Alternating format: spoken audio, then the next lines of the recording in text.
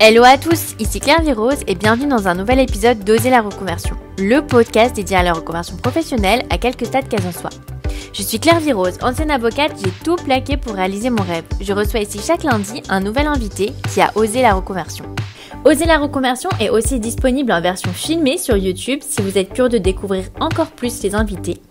Vous pouvez aussi rejoindre le groupe Facebook du podcast pour prolonger la discussion. Aujourd'hui, j'accueille dans Oser la reconversion Guillaume. Après avoir travaillé en marketing chez Pernod Ricard, Guillaume a fondé la marque de mode Surprise Paris. Après une classe prépa à une école de commerce, Guillaume travaille en planning stratégique chez Pernod Ricard à Paris. Il aide à définir la stratégie de l'entreprise pour les prochaines années. Il y restera 5 ans et occupe le poste de country manager à Lisbonne à la fin de sa carrière chez Pernod Ricard. Très créatif, Guillaume ne se sent pas passionné par son travail ni par les produits qu'il vend. C'est en regardant un épisode de Chef's Table sur Netflix qu'il a le déclic. Il admire les chefs passionnés par leur travail qui se permettent d'inventer leur propre vie. Il décide alors de démissionner dès le lendemain, sans chômage ni sans véritable projet. Guillaume prend alors 6 mois pour explorer différentes pistes et travaille notamment dans un café. C'est en échangeant avec un ami qui a une marque de mode qu'il a le déclic. Ils décident alors de lancer ensemble une nouvelle marque de mode.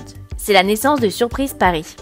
Au début marque de maillot de bain, aujourd'hui créateur de pulls et cardigans en laine précieuse, designés en France et fabriqués en Italie. Surprise Paris existe aujourd'hui depuis 3 ans et leurs produits sont vendus uniquement en précommande sur leur site internet. Alors avec Guillaume, on a évoqué sa carrière chez Pernod Ricard, sa vie d'expat à Lisbonne, l'euphorie de la démission, comment se reconvertir sans chômage, comment faire face aux réactions de l'entourage, le syndrome de l'imposteur, comment changer de produit lorsqu'on est monoproduit, et surtout, comment trouver ses clients dans l'industrie de la mode, milieu hyper concurrentiel. Si vous êtes fan de mode, cet épisode est pour vous. Mais je vous en dis pas plus et laisse place à ma conversation avec Guillaume.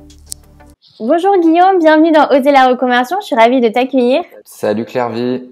Alors, est-ce que tu peux nous dire quel est ton métier actuel ? Alors, je suis cofondateur de la marque Surprise que j'ai co-créée il y a un peu plus de 3 ans avec un associé et ami Pierre-Édouard. Et donc là maintenant, moi je suis en charge de tout ce qui est marketing, commercial, administration, logistique pour la marque Surprise Paris. Est-ce que tu peux nous présenter Surprise Paris en 2-3 mots ? On est des créateurs de mode féminine. On crée des pièces en laine précieuse qui sont fabriquées localement en Italie. Et par laine précieuse, j'entends le mohair, le cachemire, le mérinos. Donc on fait des pièces d'exception qu'on a l'habitude de voir dans les grandes maisons. Nous, on le fait en co-création avec notre communauté via la précommande et on les distribue sur notre site internet. Alors, trop bien, et ça n'avait rien à voir avec ton premier métier. Est-ce que tu peux nous raconter un peu tes études et puis par là où tu as commencé ? Alors moi, j'ai un parcours assez classique. Quand je dis parcours assez classique, c'est que j'étais assez bon élève. J'ai suivi un peu la voie. J'étais très intéressé par l'histoire, l'éco, etc. Après, j'ai fait une prépa que j'ai faite à Lyon aussi. Après, j'ai réussi mes concours et du coup, je suis parti à Cergy-Pontoise, à l'ESSEC, à côté de Paris. Et voilà, j'ai passé ma formation en marketing de luxe à l'ESSEC. Du coup, école de commerce, c'était plutôt toi, plutôt tes parents qui t'ont poussé ? Il n'y a pas eu vraiment beaucoup de réflexion, hein, j'avoue, derrière. C'est un peu, on en reparlera peut-être, mais c'était un peu un choix par défaut, quoi, qui est un très beau choix. Hein, je vais pas cracher dans la soupe, c'était très cool. Mais il y a pas vraiment eu d'interrogation, quoi. T'es assez bon élève, t'aimes pas trop les maths et la physique, bah tu vas en ES et puis après quand t'es bon en éco, on te dit prépa HEC. T'aimes bien les voyages, je suis allé une fois à New York, j'ai vu le World Trade Center, je me suis dit que je voulais être trader et j'ai voulu faire une école de commerce. Ouais. Ça s'est à peu près arrêté là. Il n'y a pas eu vraiment de grosses réflexions, qu'est-ce que je veux faire dans la vie. À l'époque, j'avais la seule petite intuition que j'avais, c'était de faire de la production musicale. J'avais dans l'idée de bosser dans un label ou dans une maison de disques, mais côté commercial. Donc j'avais interrogé un petit peu, je sais même plus si c'était sur internet que j'avais glané ça, mais en gros pour être boss d'Universal, il faut a priori faire une école de commerce. Du coup, je m'étais dit let's go. Donc t'avais le côté trader, finance et en même temps musique, quoi. Ouais, la finance c'était juste de l'apparat pour habiter à New York, mais Mais en vrai, non, c'était vraiment la musique, moi, mon truc. Et j'avais vraiment envie de bosser dans un label ou une maison de disques.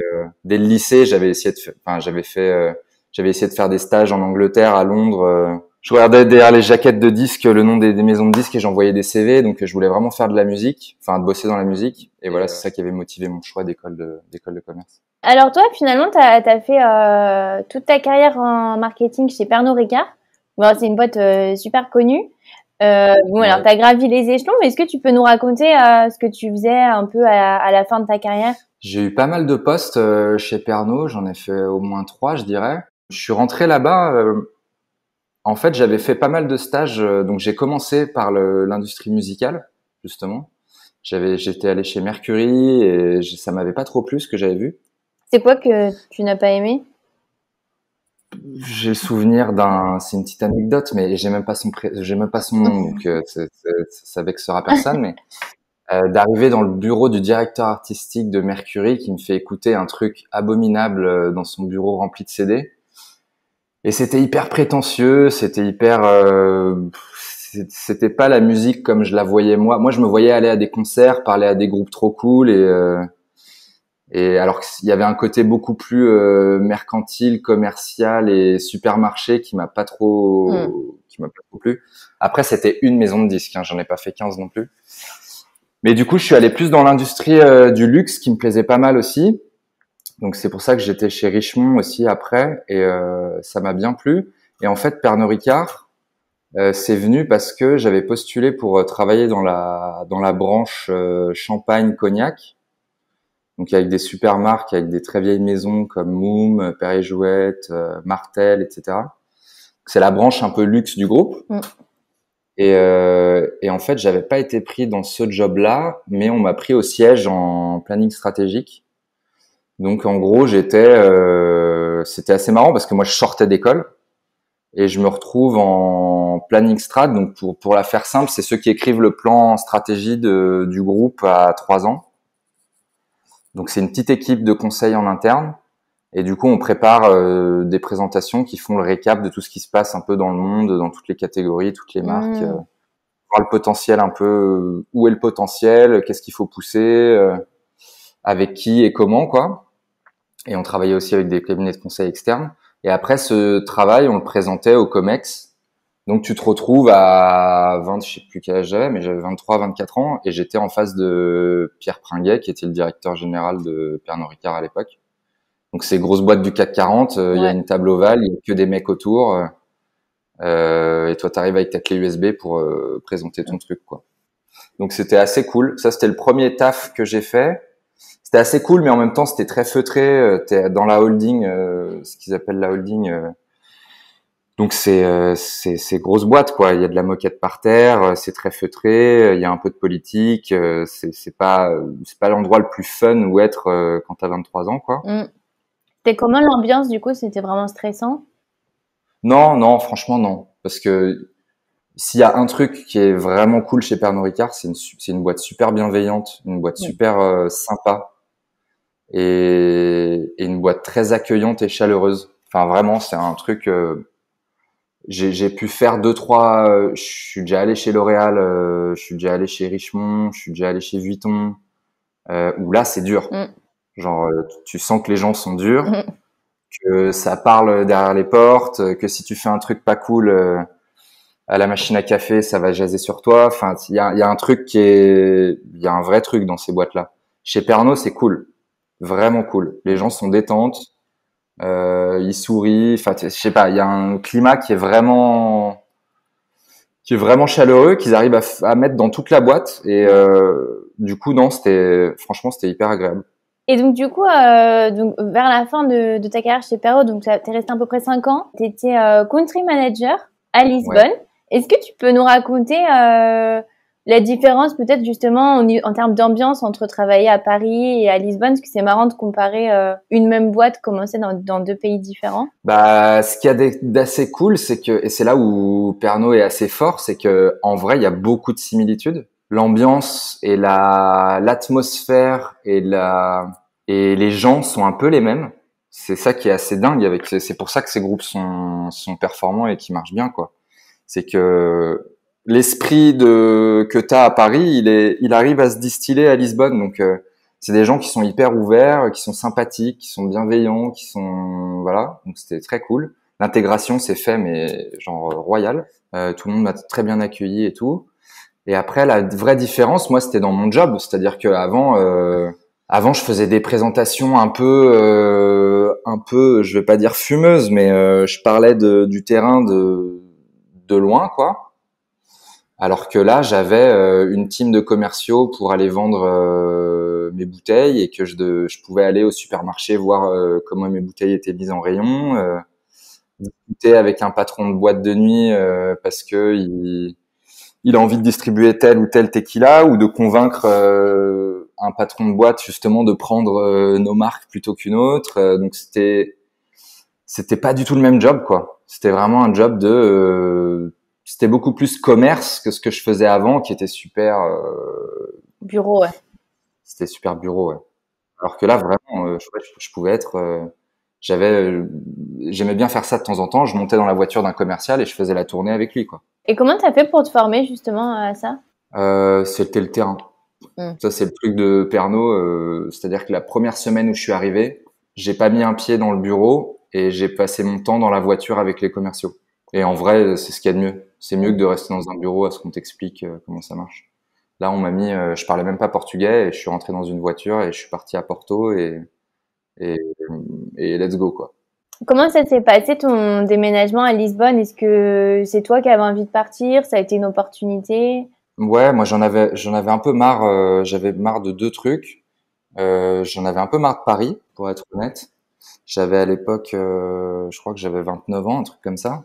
J'en avais un peu marre d'être à Paris. J'avais envie d'être au bord de la mer. Donc, et j'avais un peu marre de taf que je faisais à la holding, voire beaucoup.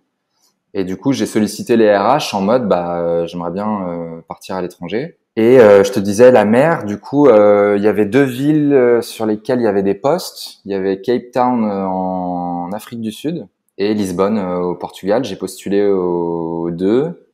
Mais très rapidement, je me suis rendu compte que Cape Town, ça allait pas me plaire. J'ai pas mal interrogé des copains qui sont là-bas et tout, et ne serait-ce que pour le climat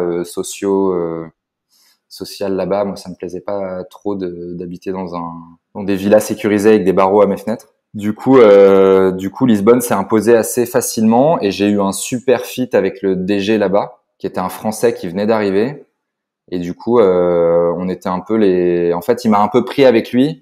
Et on était un peu les deux Français qui arrivaient en même temps et qui se font la main en même temps. Il parlait pas portugais non plus, donc il a appris en même temps que moi et c'était trop cool. Et ça s'est bien passé après ta vie d'expat à Lisbonne? Parce que c'est vrai que moi j'ai eu des échos pour des personnes pour lesquelles c'était justement un peu dur parce que d'apprendre le portugais en fait c'est assez compliqué.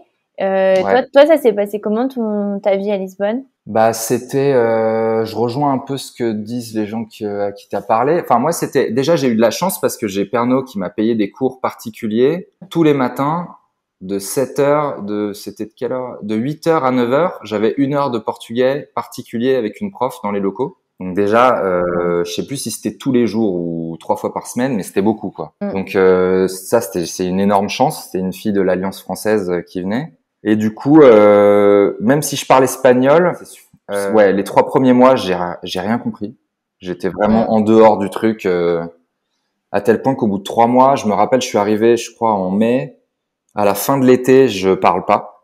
Je comprends à peu près ce qui se raconte, mais je parle pas. Et je dois bosser en portugais, donc ça commence à devenir un peu un souci, quoi. Et comme beaucoup dans les langues, moi c'est comme ça que ça m'est arrivé à chaque fois pour quasiment chaque langue, vraiment d'une semaine à l'autre, mais je rigole pas, vraiment d'une semaine à l'autre, il y a un truc qui s'est passé dans mon cerveau et j'ai commencé à parler et après en même pas un mois je parlais. Moi je peux que conseiller de prendre des cours particuliers en vrai parce que ça fait gagner un temps de fou. Et après, très vite, je me suis acheté un livre en portugais. J'ai lu un livre en portugais. Ça fixe les règles de grammaire et tout. C'est vraiment bien. Et voilà. Et du coup, en fait, ma vie là-bas a changé quand j'ai commencé à parler portugais. Parce que avant, les gens sont sympas, mais c'est comme un peu partout. De toute façon, je pense que les Français, on nous dit la même chose.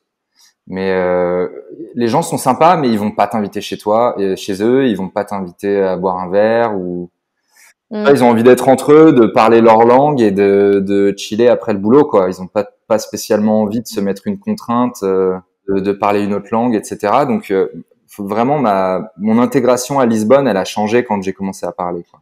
Bon, alors du coup, ça avait l'air de se passer plutôt bien. Et toi, justement, quel a été un peu le déclic? Enfin, comment tu t'es senti à ce moment-là? Qu'est-ce qui a fait que tu as eu envie d'arrêter? Donc Lisbonne, ouais, non, ça s'est super bien passé. Le taf était cool.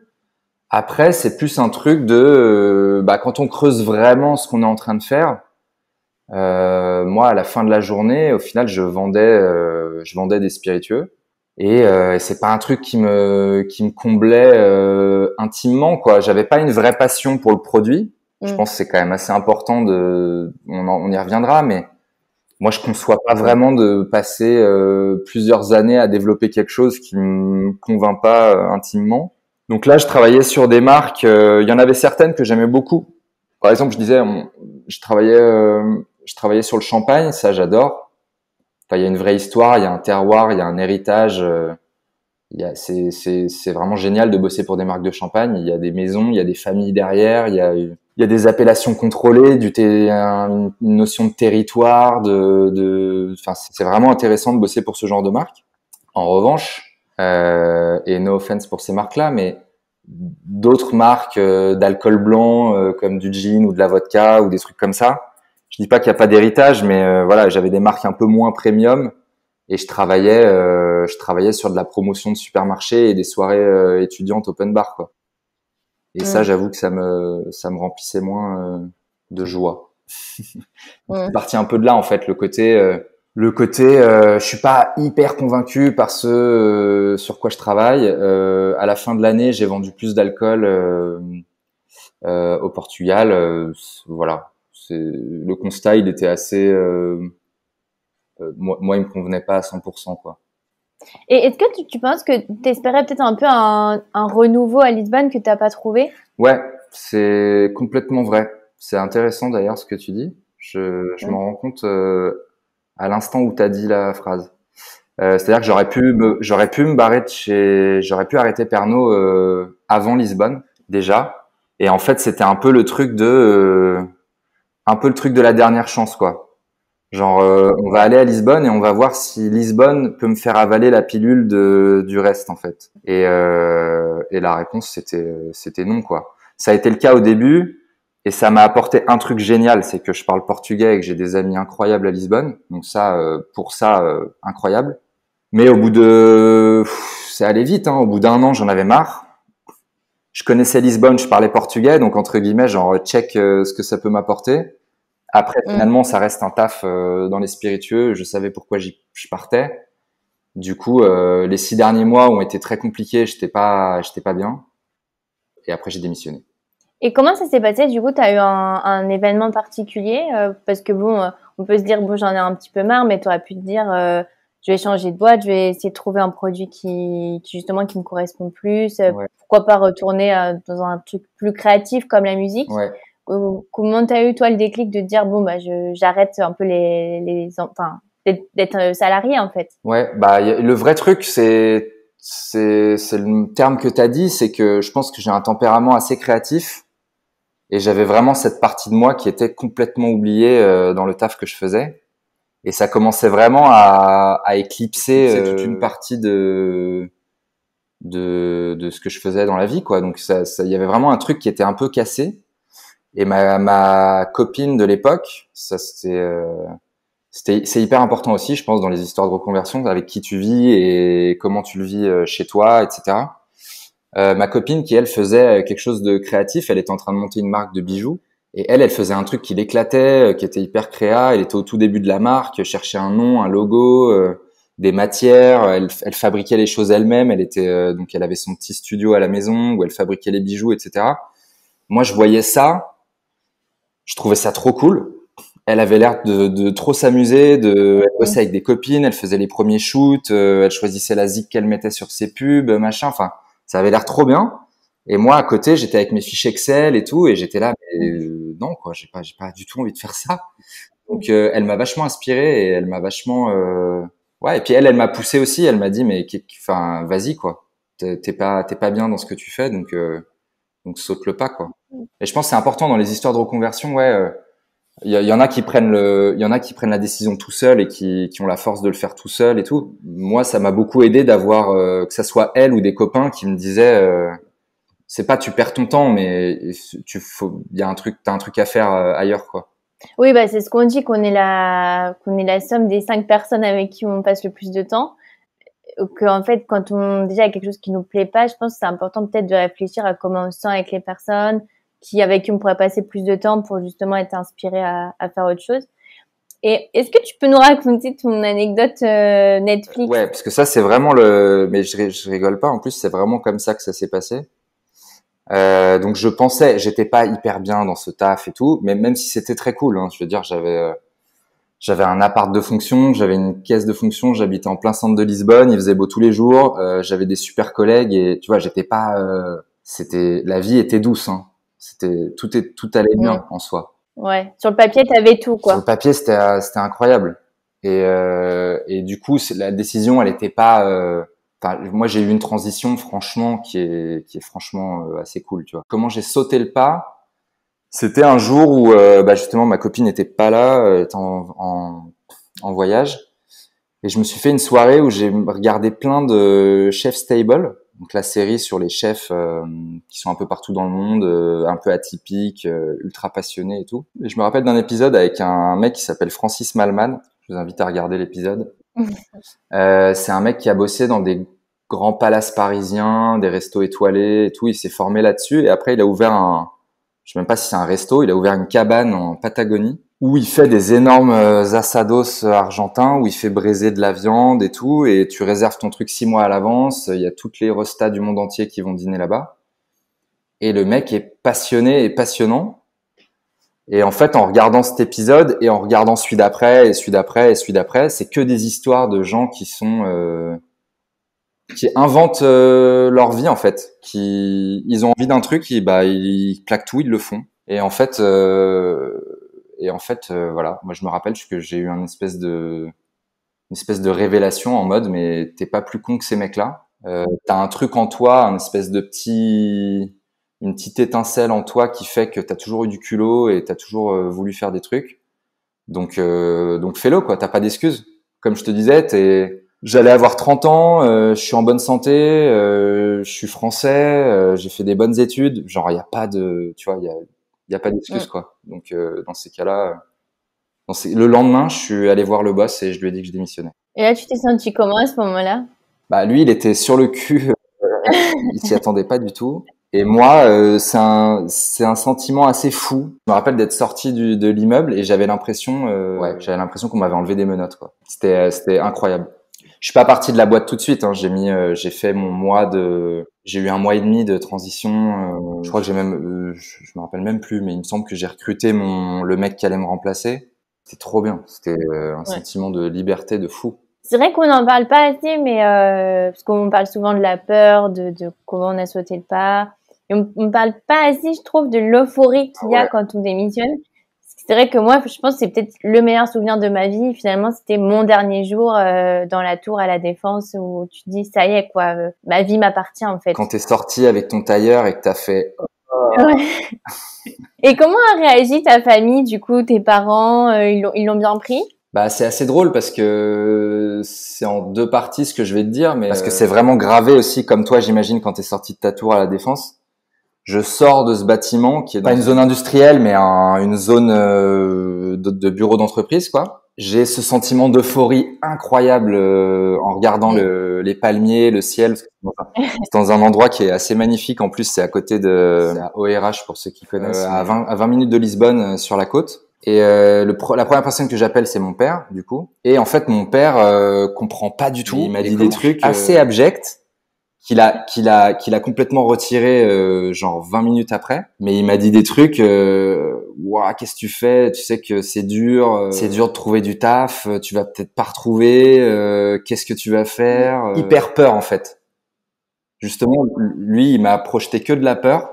Et en fait, quand je lui ai expliqué tout ce qu'on vient de se dire depuis 20 minutes, un quart d'heure après, il m'a dit trop bien, meilleure décision, je suis content pour toi. Ça a été rapide. Ça a été rapide.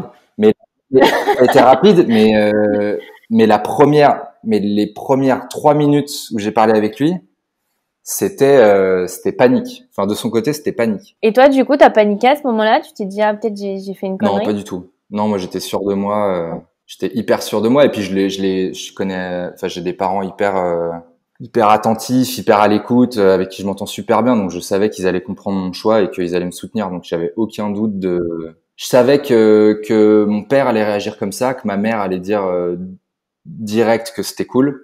Et je m'attendais à cette réaction-là un peu abrupte de mon père, mais c'est hyper bien passé après, quoi. Et du coup, à ce moment-là, t'as démissionné, donc t'avais pas le chômage? J'ai zéro aide, rien du tout. Alors, je pose la question parce que c'est vrai que dans les derniers épisodes, on me posait plus trop la question parce que tout le monde avait des ruptures conventionnelles avec le chômage.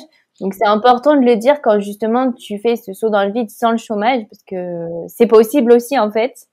Parce que c'est vrai qu'il y a beaucoup d'auditeurs qui me contactent pour dire moi j'ai pas le chômage, je suis en libéral ou voilà, ou j'ai un peu peur de rupture conventionnelle. Donc, c'est important de montrer que finalement c'est possible de faire ce saut dans le vide sans chômage.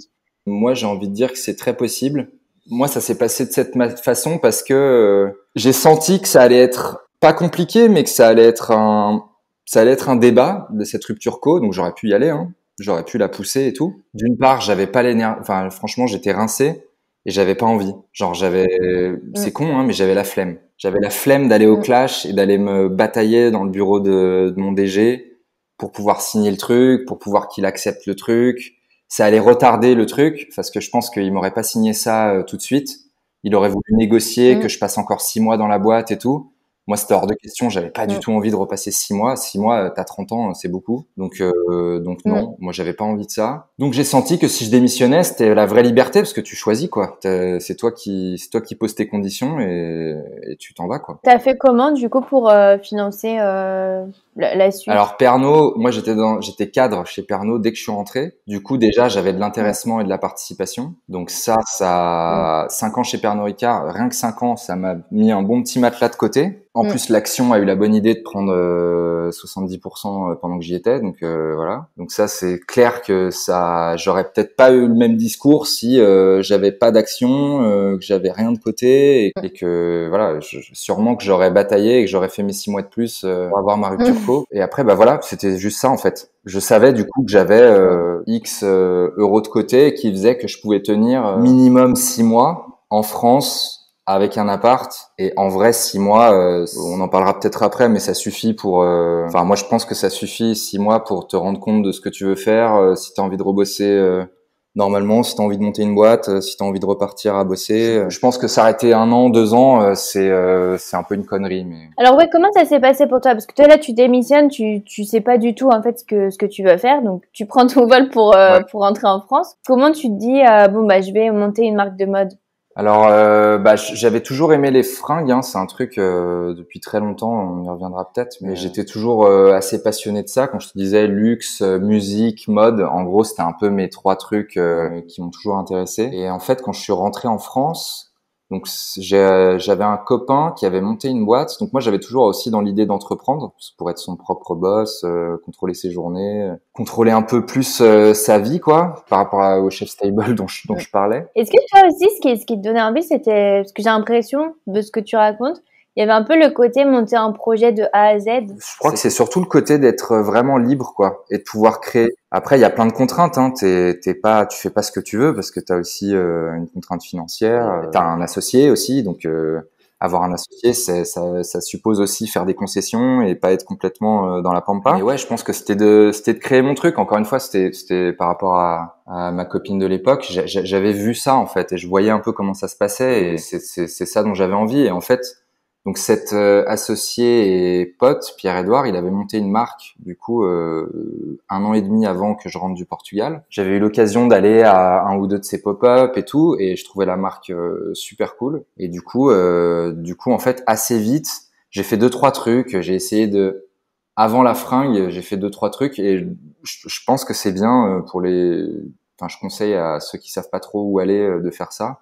J'ai bossé dans des cafés un peu cool. J'avais adoré ça à Lisbonne. C'était le début des tu sais, les cafés hyper cool, un peu scandinaves, où tu bois ton latte avec ton petit cœur dedans et tout. J'avais trouvé ça assez cool. Et puis je suis un grand fan de café, donc j'ai bossé un peu dans un café parce que je me disais je vais peut-être ouvrir ça. Ça m'a pas plu du tout, genre pas du tout. J'ai fait 2 jours dans le café en tant que serveur et tout. Je me suis rendu compte que j'étais hyper mauvais, que ça me plaisait pas et que j'avais pas envie de faire ça. Donc check. Et après en fait, la marque de mode, ça s'est imposé assez rapidement. Et puis vu que je m'entendais très bien avec Pierre-Edouard, on s'est rencontrés. Je lui ai parlé de ce projet de monter une marque qui soit. Lui, c'était très pointu. C'était une marque qui était distribuée que au Japon et en Corée. C'était un truc très mode. Et moi, j'avais dans l'idée de faire un truc un peu plus démocratique et un peu plus grand public entre guillemets, tout en bossant des matières super cool, avoir une exigence sur le stylisme assez poussée et tout. Donc l'association de lui et moi me semblait hyper bien et c'est comme ça qu'est venue l'idée quoi. Et donc tu dis que tu as toujours été passionné par la mode. Est-ce que tu avais de la famille qui était déjà dans la mode? Comment ça t'est venu? Pas totalement directement. Quand j'étais petit, absolument pas. Genre j'ai aucun aïeux ou mes grands-parents étaient pas du tout là-dedans, mes parents absolument pas non plus. En revanche, j'ai eu une grande tante qui avait une marque qui s'appelait Louise Della parce qu'elle a fermé il y a quelques années, mais qui a eu son petit moment de hype au début des années 2000. Genre, elle était vendue chez Colette, elle avait une boutique rue des Saints-Pères à Paris à côté de Sonia Rykiel. Enfin, tu vois, un truc assez cool. Elle a fait des tenues pour Madonna pour une tournée. Enfin, tu vois, un truc vraiment sympa. Et cette meuf était assez inspirante parce que elle arrivait aux réunions de famille avec une voiture décapotable, son mari était beau, elle était bien fringuée. Enfin, tu vois, il y avait un truc de le couple beau, sympa, stylouse, qui m'a pas mal inspiré. Et après, je pense qu'il y a un énorme truc aussi. J'ai toujours suivi la mode en parallèle avec la musique. Ça marchait vachement de pair. Alors, t'écoutes un groupe, tu t'habilles comme eux, etc. Ça a été pas mal mon truc pendant l'adolescence. Et après, un truc que j'ai adoré, c'est les docus de Loïc Prigent. Je me rappelle, le premier que j'ai vu, c'était Louis Vuitton et Marc Jacobs, je crois. Mais, c'est assez fou. Je crois que c'est son premier. Et ça commence, Marc Jacobs est habillé en pigeon parce qu'il va au bal de Venise. Et ça raconte toute la carrière de Marc Jacobs du moment où il prend Vuitton au moment où il s'en va. Donc c'est une période hyper inspirante où Vuitton a été multiplié par 25. C'est complètement dingo ce qu'il a fait. Et puis après il y a tous les autres quoi, tous les signés Chanel où tu vas derrière la maison de couture. C'est des métiers tellement de passion et de création que moi ça m'a complètement fasciné et c'est un peu parti de là. Et quoi. comment tu t'es dit moi aussi j'ai la légitimité de travailler dans la mode, lancer une marque de mode sans forcément avoir fait d'études dans ce domaine. Comment ça s'est passé peut-être avec ton ami parce que lui il avait déjà sa marque. Comment tu as réussi peut-être à le convaincre que toi tu avais quelque chose à lui apporter et puis aussi te convaincre toi-même parce que ça peut être aussi un peu le complexe de l'imposteur, de se dire j'ai pas été formé dans la mode, j'y connais rien. Et le complexe de l'imposteur sur le côté style, c'est un truc qui s'est barré il y a pas longtemps. C'est parti vraiment, je dirais même cette année quoi. Avant effectivement, je me sentais pas légitime vraiment de dire ça c'est cool, ça c'est beau, ce style il est bien, celui-là il est opportun machin. J'étais pas super à l'aise avec mon background commercial et marketing. J'avais plus une légitimité sur autre chose. Je trouve ce qui est super important quand tu travailles dans la mode et quelle qu'elle soit, hein, que tu sois chez Balenciaga ou que tu sois chez Pimkie, il y a un truc qui est ultra important, c'est de sentir la pop culture de maintenant. C'est le truc que je trouve le plus important. C'est-à-dire, faut être super curieux, faut écouter ce qu'écoutent les kids. En même temps, tu connais ce qu'écoutent les vieux. En même temps, tu connais tes classiques. En même temps, tu connais. Enfin, je pense qu'il y a une grosse partie du travail, c'est ça. C'est de la curiosité, c'est de l'observation. Et après, de là naît la créativité, le style, l'élégance, tout ce que tu veux. Mais le premier truc, je pense que c'est d'être curieux. Et ça, moi, je l'ai toujours eu. Donc là-dessus, je me sentais complètement légitime de dire, moi, je peux proposer ça parce que je trouve que ça va plaire à telle personne aujourd'hui, quoi. Et ça, je l'ai pas mal appris dans un stage. J'ai fait 6 mois chez Levi's. Et Levi's, je sais pas si tu te rappelles, mais c'était la marque pop par excellence, quoi. Les mecs, ils faisaient même je me rappelle, il y avait même des clips de musique sur MTV. de Levi's. C'était une marque de fringues, mais ils faisaient de la musique aussi. On se rappelle tous de la pub où ils traversent les murs à la Matrix. Enfin, tu vois, c'était vraiment super pop. Et tous les gens qui bossaient chez Levi's, c'était des gens comme ça, quoi, qui étaient piqués à MTV, piqués à Culture Pub, à la musique, à tout ce qui se passe dans le monde. Et en fait, c'est ça moi qui m'a plu dans ce métier. Avant le côté technique, comment est-ce qu'on confectionne un vêtement?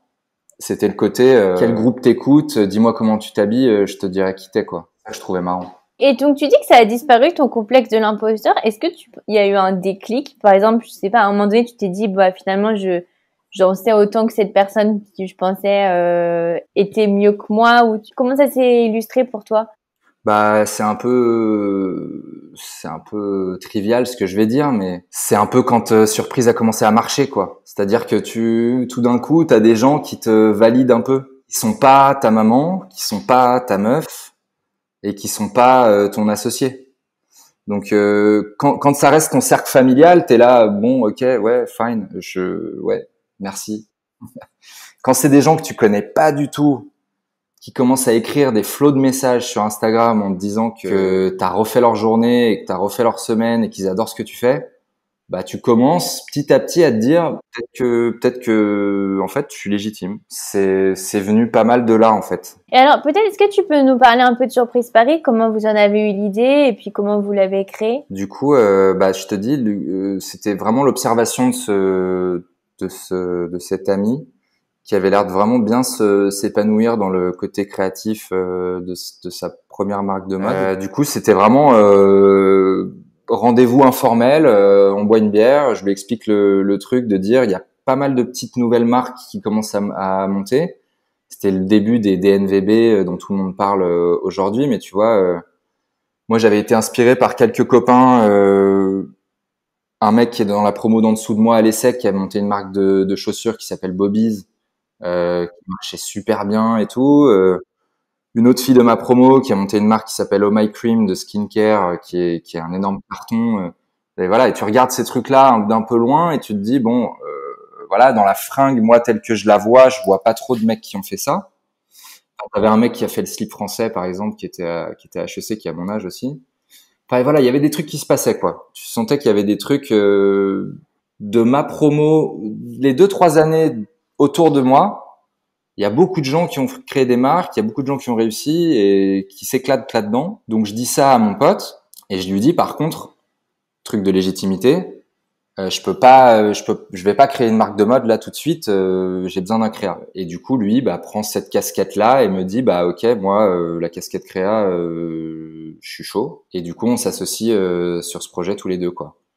Et après, on a assez rapidement la vision de faire des vêtements, de qualité, quoi, sourcés assez localement.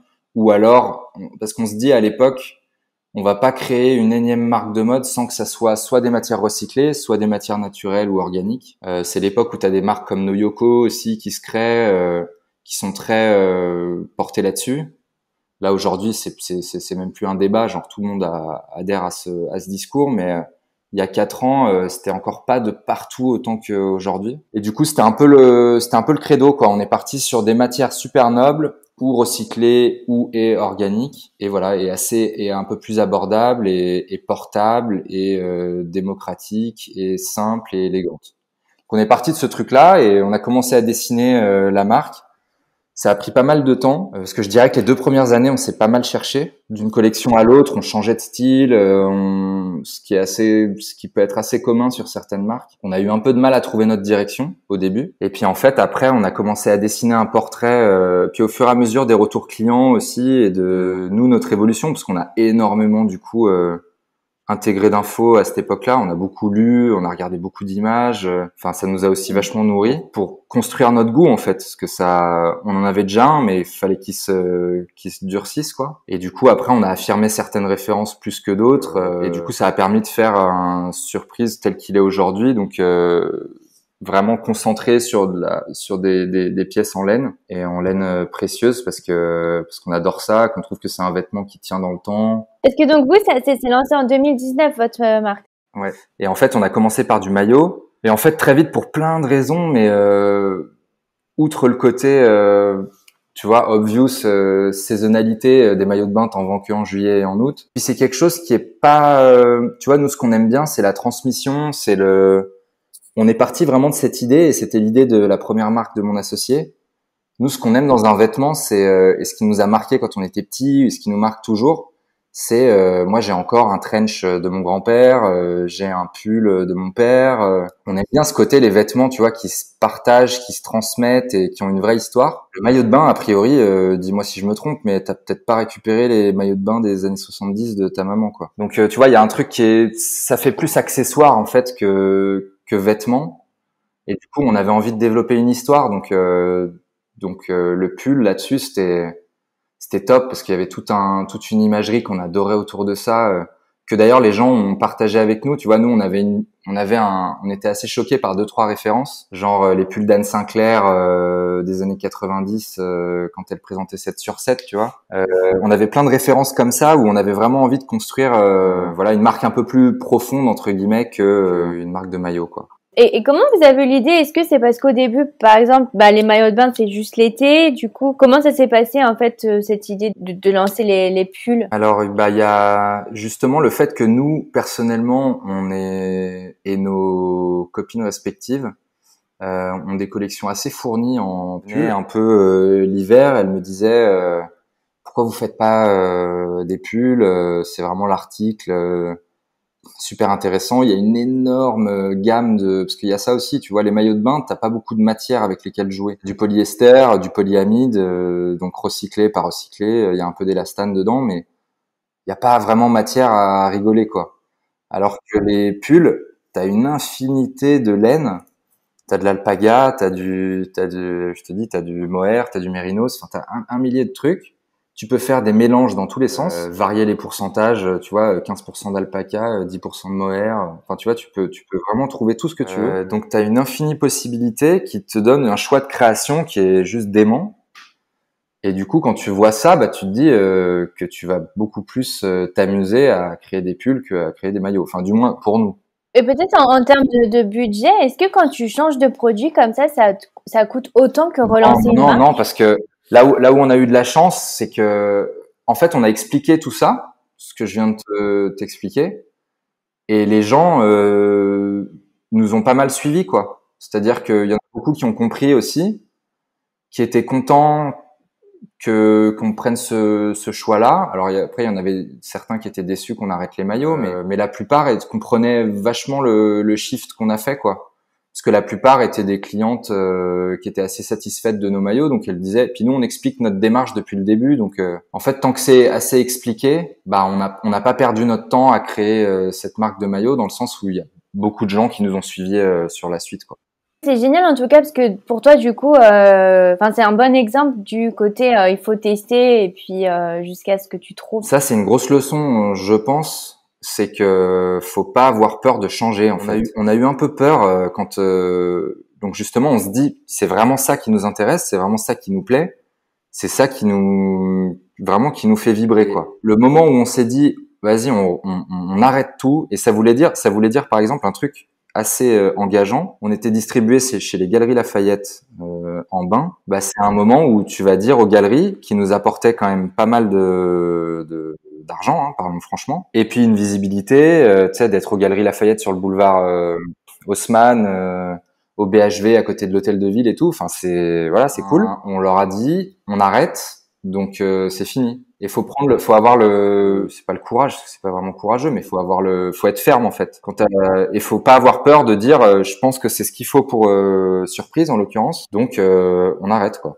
C'est vrai qu'on l'a peut-être pas dit, mais donc vous faites des cardigans 100% bio recyclés, designés en France et fabriqués en Italie, pour faire le petit résumé. Et toi, en fait, parce que c'est quand même un milieu qui est hyper concurrentiel, la mode. Quand vous êtes parti sur les pulls, du coup, ça a marché tout de suite pour vous?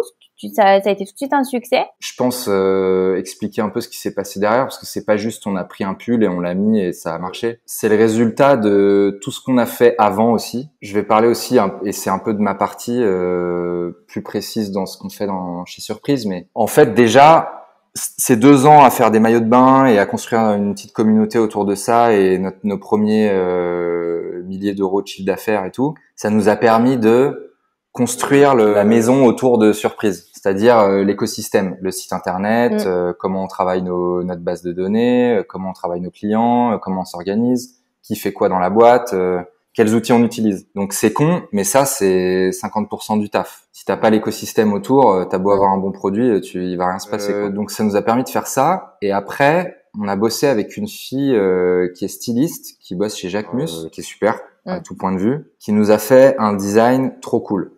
Genre, elle nous a fait exactement le pull qu'on voulait. Donc ça, c'est la 2e étape. Et la 3e, c'est que on s'est dit que on l'avait pas fait souvent pour les maillots. On va se bouger, on va aller dans les usines. Et il y a une usine qu'on a vue où on est arrivé chez elle. Elle nous a présenté une matière, un mohair. On l'a touché avec mon associé, on s'est regardé instantanément et on a fait waouh. On n'avait jamais touché un truc comme ça. On s'est regardé, on s'est dit waouh, le pull il doit être là-dedans. Et vraiment les deux, c'était la première fois que ça nous arrivait où les deux on s'est regardé, il n'y a pas eu de débat. Enfin, tu sais, on s'est même pas dit parce que souvent il y a toujours des débats, on n'est jamais complètement d'accord. Là, on s'est regardé, vraiment, en 1 seconde, c'est ça qu'il faut faire. On a fait le premier proto, on a pris les photos, et là, on a mis sur Insta. On n'arrivait pas vraiment à décoller sur Insta, pour être honnête. Et là, on poste les premières photos, et on commence à taper des 1000 likes sur certaines photos, et on comprend pas ce qui nous arrive. On reçoit plein de messages, et c'était parti. Donc, mais il y a quand même, enfin, en fait, c'est pas anodin, quoi. C'est le cadre autour de la boîte qui a fait qu'on a pu suivre derrière, la bonne personne en créa, la bonne usine. Enfin, en fait, faut juste aligner tout le cycle d'une marque de mode, quoi. Après, je trouve que c'est un super témoignage parce que ça montre que finalement, on apprend et puis au bout d'un moment, ça marche, quoi. Les maillots de bain, ça t'a permis d'en être là aujourd'hui, en fait. Ouais, complètement. Parfois, quand on fait quelque chose, on se dit, ah mince, j'aurais dû faire ça plus tôt, j'aurais dû faire autrement. Mais en fait, c'est ça qui vous a permis de travailler de cette façon-là aujourd'hui.